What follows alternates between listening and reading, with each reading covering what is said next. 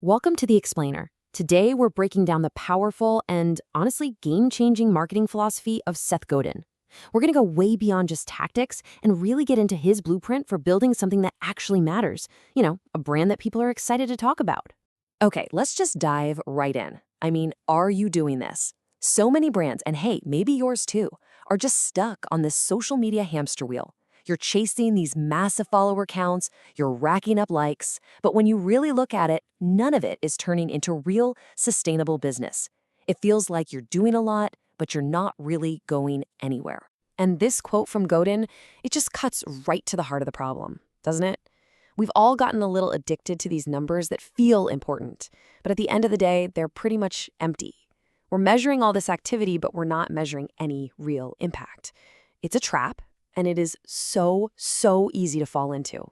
And Godin actually have a name for these numbers that look so good but mean so little. He calls them false proxies. Social media platforms, they make them big, they make them bold, they make them easy to find because, well, it keeps you on the platform. But these numbers, they have almost nothing to do with the one metric that really truly counts. If you disappeared tomorrow, would your customers even miss you? So this forces a huge shift in how we think about all this. It makes us ask, what are we really trying to get? Attention? That's everywhere. You can buy it, you can trick people into giving it to you for a second. But trust. Godin argues that trust is the only currency that actually builds a real business. It's rare, it is hard-earned, and it is absolutely priceless. And see, this completely redefines what it means to be a marketer. It's not about hype or hustle or just getting the word out. It's actually about generosity. It's about creating so much value and telling a story that's so true and so compelling that other people, they become your marketers for you. They actually want to share it. This is such a brilliant way to see the difference between advertising and marketing, right? Advertising is what you pay for. Marketing is what you do. Think about Banksy. He spends $0 on ads, but his marketing budget, the time, the effort, the absolute genius he pours into creating his art, that's enormous. And that effort is what makes people talk. So this is the million-dollar question, isn't it? If it's not about how much you spend on ads or some social media hack, then what is it about?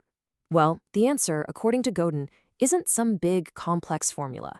It's actually a really simple, incredibly powerful idea that he's pretty much built his entire career on. You have to be remarkable. And that word, it doesn't mean perfect or flawless. It means exactly what it sounds like. Your product, your service, your idea, it has to be worth making a remark about.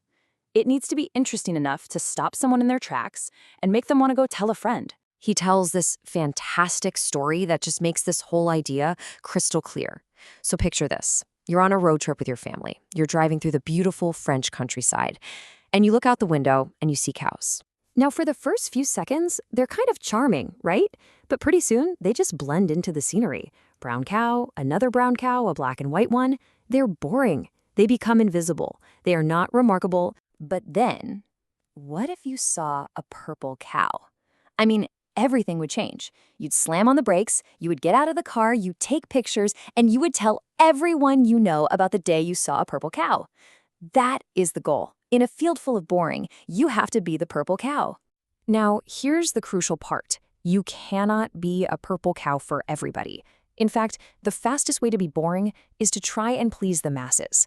When you try to appeal to everyone, you just sand off all your interesting edges, and you end up appealing to no one at all. So instead of chasing everyone, Godin says you have to find your smallest viable audience. And this isn't about demographics, how old people are or where they live. It's about psychographics. What do they believe? What are their dreams?